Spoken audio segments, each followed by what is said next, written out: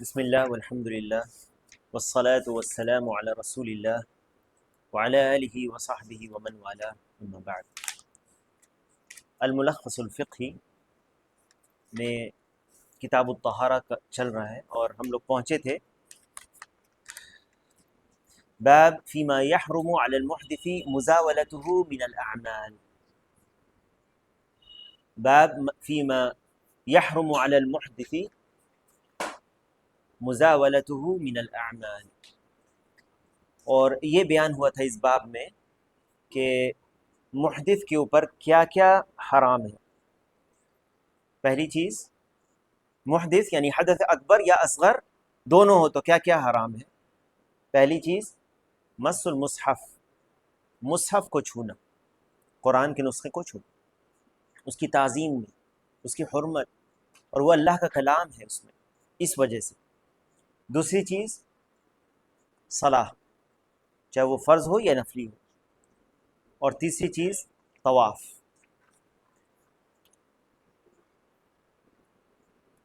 اس میں طواف کے تعلق سے اہل علم کا کچھ اختلاف ہے، حدث اصغر والوں کے تعلق سے، وہ میں ابھی اس پہ نہیں جا رہا ہوں، میں نے صرف وہیں پہ جو شیخ نے بیان کیا اسی کو بیان کیا میں نے، یعنی وضو کیا طواف کے لیے شرط ہے یا نہیں ہے، اس کے لیے اس میں اہل علم کا کچھ اختلاف ہے۔ کہتے ہیں وَأَمَّا الْأَشْيَاءُ الَّتِي تَحْرُمُ عَلَى الْمُحْدِثِ حَدَثًا أَكْبَرَ خاصَّةً، اب وہ چیزیں جو صرف حدث اکبر والے شخص کے اوپر حرام ہیں۔ حدث اکبر میں کیا آتا ہے؟ جنابت، حیض، نفاس کی حالت۔ جنابت چاہے وہ احتلام سے ہو یا جماع سے ہو یا کسی اور ذریعے سے جسم سے منی کا خروج ہو، یہ ہے جنابت کی حالت۔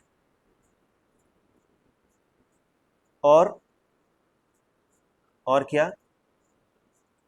کچھ شرطوں کے ساتھ، وہ آگے آئے گی انشاءاللہ، یعنی جسم سے جو ہے حیض و نفاس کی حالت ہو یا جنابت کی حالت ہو۔ جنابت کی حالت میں منی کو خارج کوئی جان بوجھ کر کے کرے، یا نیند کی حالت میں ہو جسے احتلام کہتے ہیں، یا جماع ہو، تو یہ جو ہے یہ ہے وہ حالتیں جس میں جو چیزیں ابھی بیان ہوں گی وہ حرام ہے۔ ٹھیک ہے،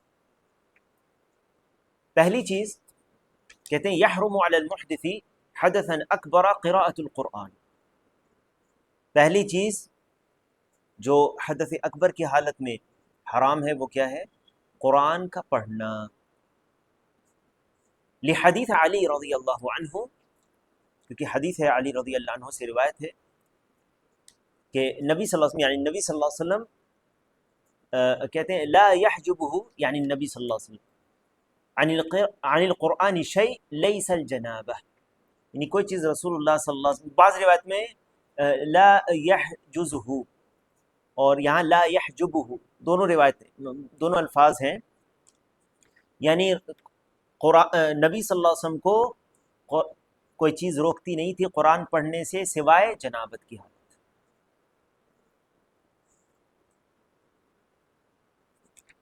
اور اسے احمد نے روایت کیا ہے اپنی مسند میں، اور اسی طرح ابو داؤد، نسائی اور ابن ماجہ نے بھی اس کو روایت کیا ہے۔ شیخ کہتے ہیں کہ اسے ترمذی نے روایت کیا، رواہ الترمذی وغیرہ، ولفظ الترمذی یقرئنا القرآن ما لم یکن جنوبا، ترمذی نے بھی روایت کیا ہے اس لفظ کے ساتھ کہ وہ ہمیں قرآن پڑھایا کرتے، نبی صلی اللہ علیہ وسلم قرآن پڑھاتے ہمیں قرآن پڑھاتے جب تک جنابت کی حالت میں نہ ہوتے۔ شیخ کہتے ہیں کہ فَهَذَا يَدُلُّ عَلَى تَحْرِيمِ قِرَاءَةِ الْقُرْآنِ عَلَى الْجُنُوبِ، اس سے پتہ چلتا ہے کہ جو جنابت کی حالت ہے اس میں قرآن کو نہیں پڑھا جائے گا، قرآن پڑھنا جنابت کی حالت میں حرام ہے۔ وَبِمَعْنَاهُ الْحَائِضُ وَالنُّفَسَاء، اسی طرح حیض اور نفاس کی حالت میں جو عورتیں ہوتی ہیں۔ ولیکن رخص بعض العلماء کشیخ الاسلام للحائض ان تقرأ القرآن اذا خشیت نسیانہ، لیکن بعض اہل علم نے رخصت بیان کی ہے عورتوں کے لیے جو حیض کی حالت میں ہو کہ وہ قرآن کو پڑھ سکتی ہیں اگر خوف ہو بھول جانے کا، لیکن یاد رکھیں مصحف سے نہیں، مصحف کو نہیں چھوئیں گی، مصحف کو نہیں چھو کر پڑھیں گی، جیسے موبائل ہے اس سے۔ بعض اہل علم نے رخصت بیان کی ان کے لیے، کیوں؟ کیا فرق ہے جنابت کی حالت اور حیض اور نفاس کی حالت؟ اسی طرح نفاس کی حالت جو بچے کی پیدائش کے بعد کی حالت ہوتی ہے، کیوں فرق کیا دونوں میں، جنابت کی حالت اور حیض و نفاس کی حالت؟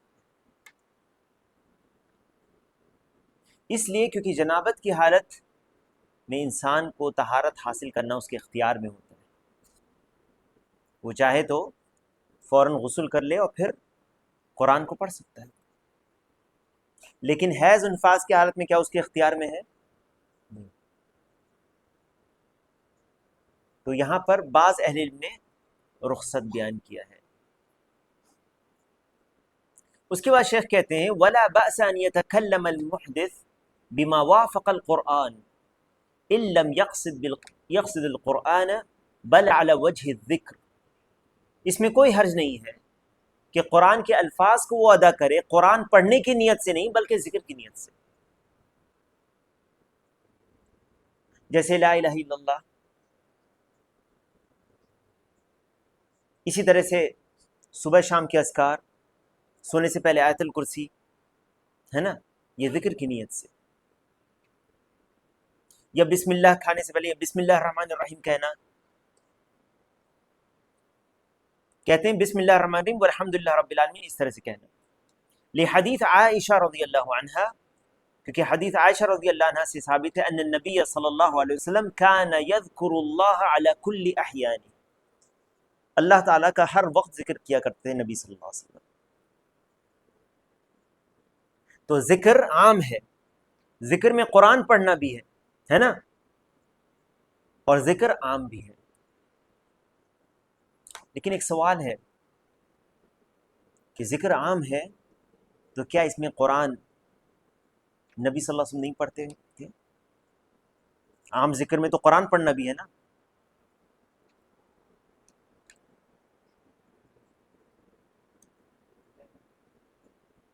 تو کیا قرآن نبی صلی اللہ علیہ وسلم نہیں پڑھتے تھے؟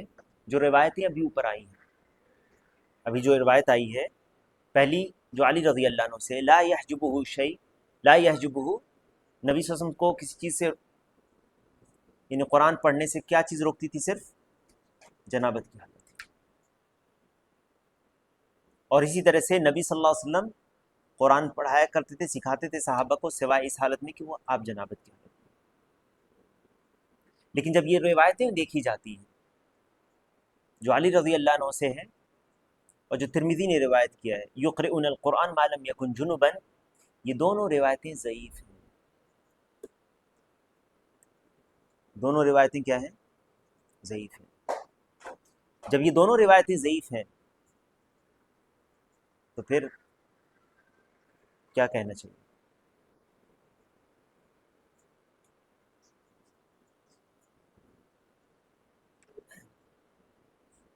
بعض لوگ کہتے ہیں روایت ضعیف ہے اس لیے پڑھیں گے، روایت جب ضعیف ہے تو ضعیف روایت پر حکم، لیکن شیخ نے ذکر کیا اس بات کو، نہیں پڑھیں گے، پڑھنا چاہیے یا نہیں پڑھنا چاہیے؟ نہیں پڑھنا چاہیے، نہیں پڑھنا چاہیے۔ کیوں نہیں پڑھنا چاہیے؟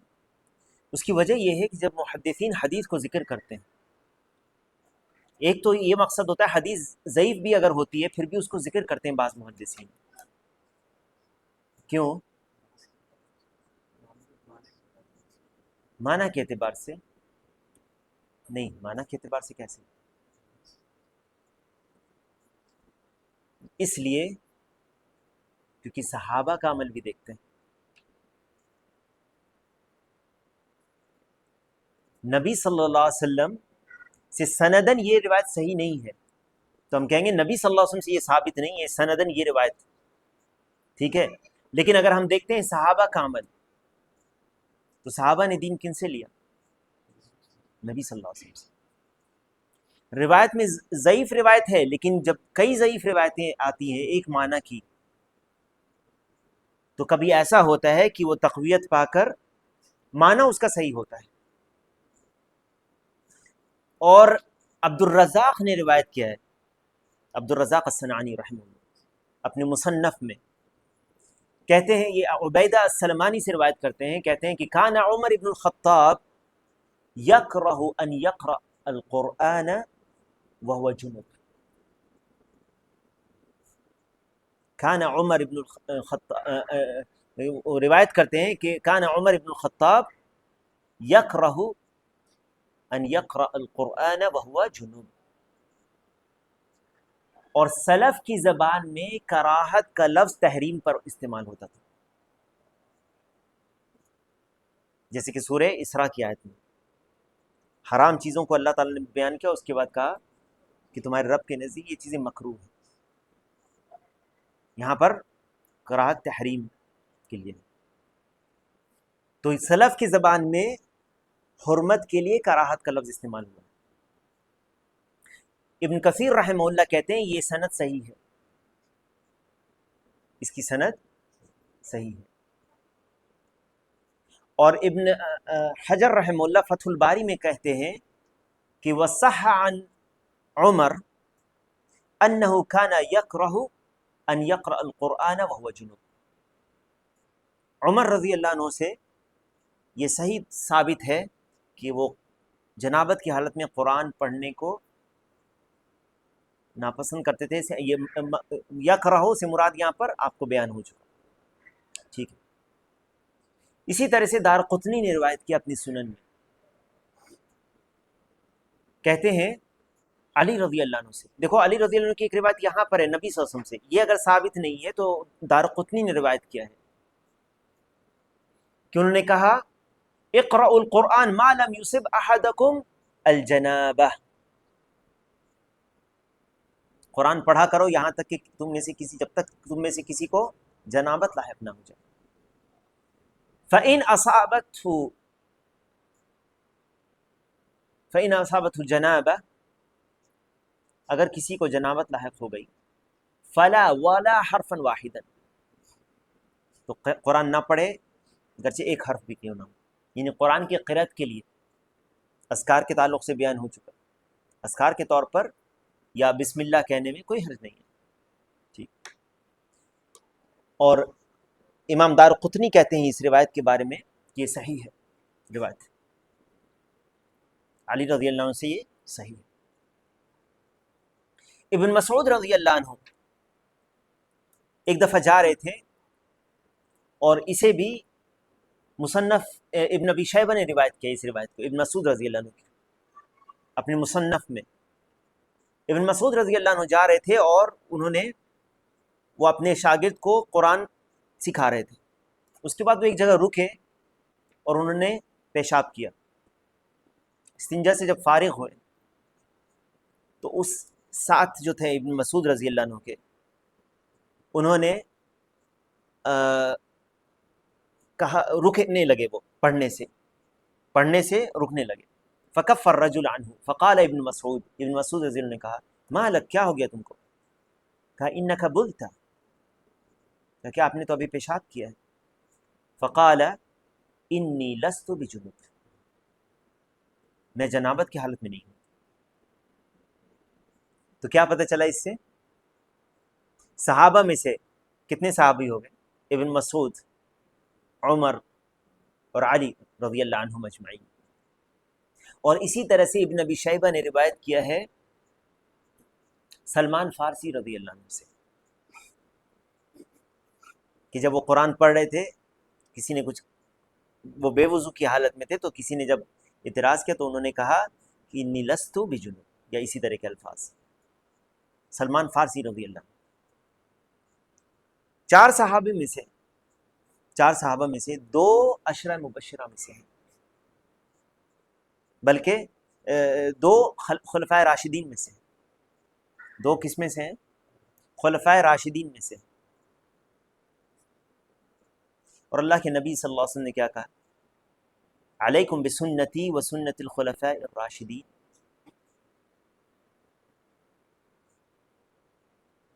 اور ان کی مخالفت نہیں معلوم ہے کسی صحابی نے کی، اس باب میں ان کی مخالفت نہیں کی صحابی نے۔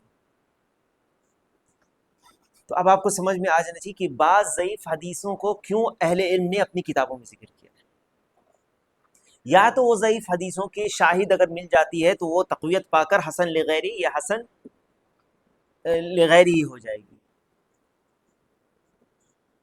یا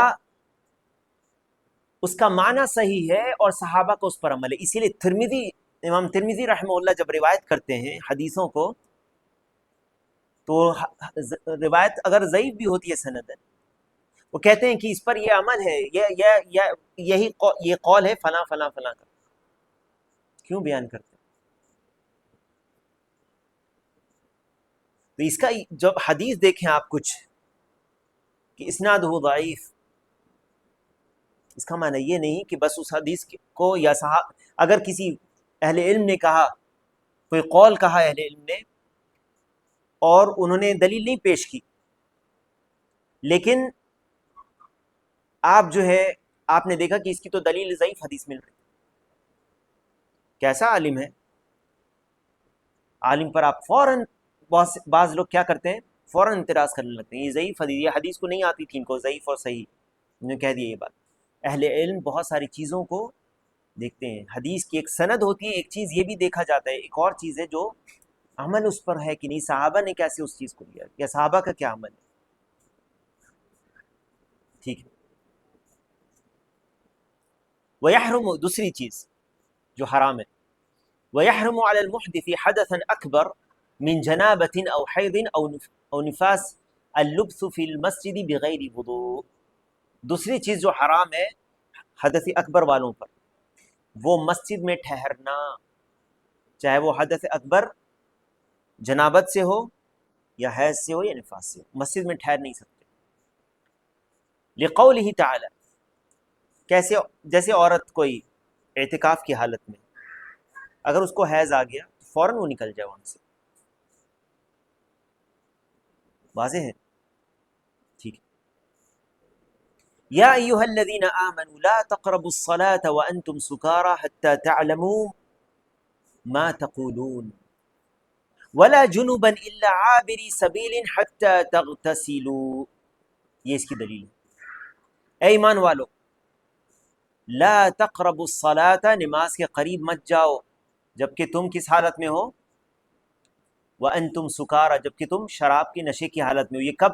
جب شراب پوری طرح سے ابھی حرام نہیں ہوئی تھی، اس وقت یہ آیت نازل ہوئی۔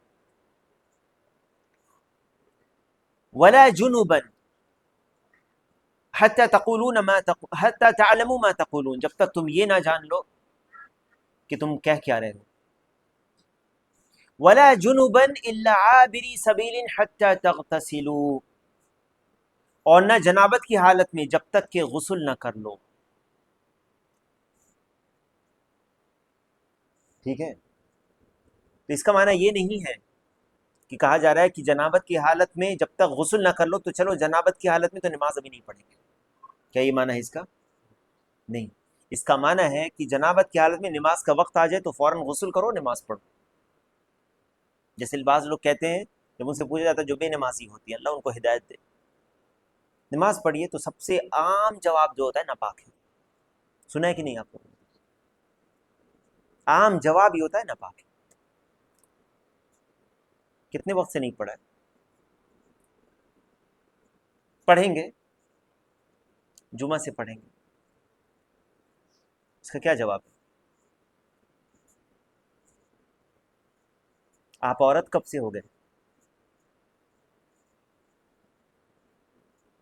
چلو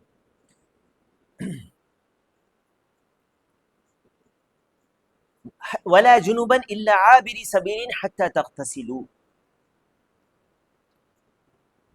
اور جنابت کی حالت میں جب تک آپ غسل نہ کر لیں، الا یہ کہ اگر راہ چلتے گزر جانے والے ہوں۔ کیا معنی ہے اس کا؟